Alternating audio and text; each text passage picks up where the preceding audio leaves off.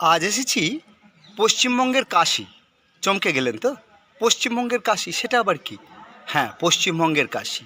এটা হচ্ছে শিবনিবাস। আপনার মাঝদিয়া স্টেশন থেকে একটুখানি টোটোয় চড়ে আসতে হয়। এটা শিবনিবাস।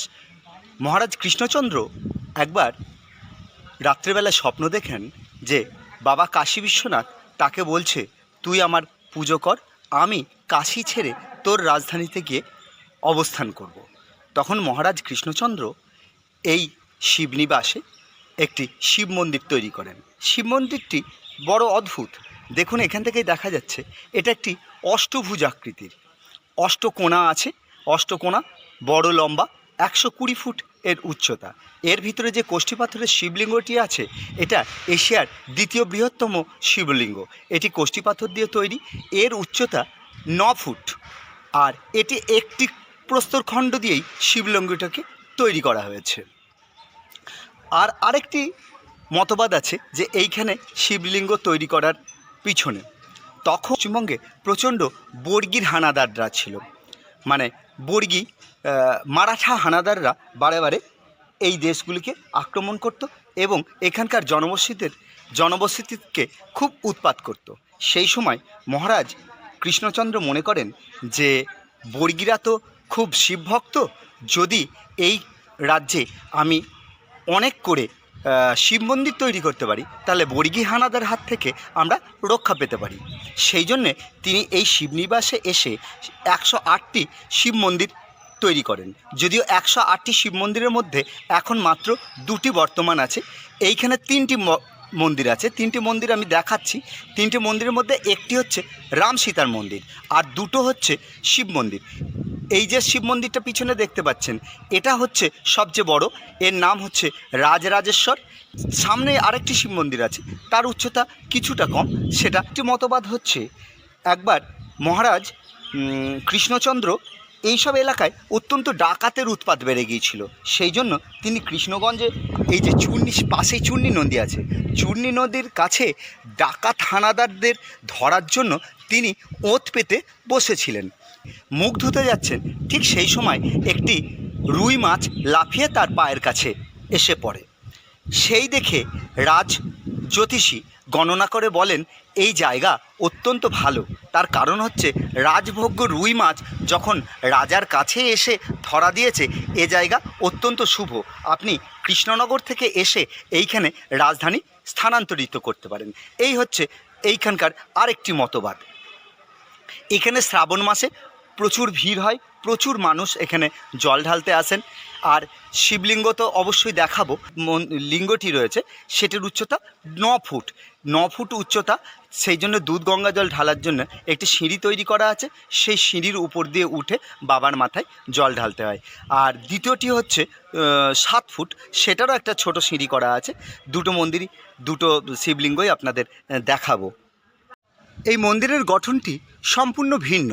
আমরা বাংলায় যেসব সাধারণত মন্দির দেখতে পাই, যেমন 9 চূড়া বিশিষ্ট, 11 চূড়া বিশিষ্ট, যাকে নবরত্ন বলে বা পঞ্চরত্ন বলে, সেই রকম কিন্তু এটি নয়। এটা মন্দিরটা 5 ফুট উচ্চতা, একটা 5 ফুট নয় 6 ফুট উচ্চতা একটা বেদির ওপরে এই মন্দিরটাকে তৈরি। মন্দিরটা অষ্টকোণ, 8টা এর কোণ আছে। দেখুন, এই দেখা যাচ্ছে এই যে কোণগুলো, এই দেখুন, এই একটা কোণ, এই একটা কোণ, ওই পাশে আর একটা কোণ, এই দেখুন এই একটা কোণ। এইরকম করে 8টা এর কোণ আছে এবং লম্বা খাড়ায় উঠে গিয়েছে। এর আশেপাশে কোনো চূড়া বা রত্ন কিন্তু এটা নেই। মন্দিরটি বাংলার একটি বিশিষ্ট শিল্প নৈপুণ্য বলাই যায়। এটা একটা বিশেষ শিল্প নৈপুণ্য। এই ধরনের মন্দির কিন্তু পশ্চিমবঙ্গে বিশেষ একটা দেখা যায় না। এই আপনার শিবনিবাসে রাজরাজেশ্বরের মন্দিরের এই একটা বিশেষ গঠনশৈলী, এটা বলাই যায় এটা একটা বিশেষ গঠনশৈলী। আপনি যদি বিষ্ণুপুর যান, তার গঠনশৈলী সম্পূর্ণ আলাদা। দেখবেন সেখানে 8 চালা বা বাংলা 4 চালা জাতীয় মন্দির রয়েছে, কিন্তু এটা সম্পূর্ণই আলাদা। অষ্টকোণ, 8টা কোণ আছে, 8টা কোণের ওপর মন্দিরটা নির্মিত। আর এর বেদিটি 6 ফুট উচ্চতা। 6 ফুট উচ্চতার ওপরে গিয়ে 120 ফুটের মন্দিরটি তৈরি হয়েছে। এইটি হচ্ছে দ্বিতীয় মন্দিরটি। এই মন্দিরটি কিন্তু সাধারণত সাবেক সাবেক আমলের যে সাধারণত মন্দির তৈরি হয় সেটা, এর কিন্তু বিশেষ কোনো গঠনশৈলী নয়। এটা চতুর্ভুজ বা চার কোণা বিশিষ্ট মন্দির, এবং ওপরে যে সাধারণত হিন্দু মন্দিরের যে চালা তৈরি হয় ঠিক সেই রকমভাবে এটা চালা তৈরি, এবং সামনে কিছু কাজ রয়েছে, টেরাকোটার কাজ হয়তো এক সময় ছিল, যেগুলো কালের প্রবাহে সব শেষ হয়ে গিয়েছে। আর এই হচ্ছে রাম সীতার মন্দির। রাম সীতার মন্দিরটার গঠনশৈলীও খুব সুন্দর, তবে এটা বাংলার চিরাচরিত যে গঠনশৈলী, সেই চিরাচরিত একটি চালার এখানে কিন্তু কোনো পঞ্চরত্ন বা 11 রত্ন এরম নেই, নবরত্ন পঞ্চরত্ন কিছু নেই। চারচালা মন্দিরের ওপরে আর একটি ডোমের উপরে রয়েছে আপনার পদ্ম এবং ঘট, সাধারণত যেটা বাংলার রীতি সেই রকম রীতি অনুযায়ী এই মন্দিরটি তৈরি। এই হচ্ছে এইখানকার ছোট্ট করে গল্প। এটা এশিয়ার দ্বিতীয় বৃহত্তম কষ্টিপাথরের শিবলিঙ্গ। বহুদিন ধরেই আসবো করে কোনো দিনই আসা হয় না। এবার আমার ওই খ্যাপার জন্যই এই খ্যাপার দর্শনটা হয়ে গেল। খ্যাপা আমাকে এবার টেনেছিলেন, নাহলে এ দর্শন সম্ভব ছিল না। বাড়ি থেকে বেরিয়েছিলাম সবাই মিলে একসঙ্গে, রাজরাজেশ্বর দর্শন করলাম। হ্যাঁ, এনাকে রাজরাজেশ্বরও বলা হয়, তবে এই শিবনিবাসের নামকরণের পিছনে আর একটা ইতিহাসও আছে। মহারাজ কৃষ্ণচন্দ্রের বড় পুত্রের নাম ছিল শিব, সেই জন্য এই জায়গাটা থেকে শিবনিবাস নামকরণ করা হয়েছে, সেটাও প্রত্নতাত্ত্বিকরা মনে করেন। মোটামুটি এই ছিল শিবনিবাসের গল্প।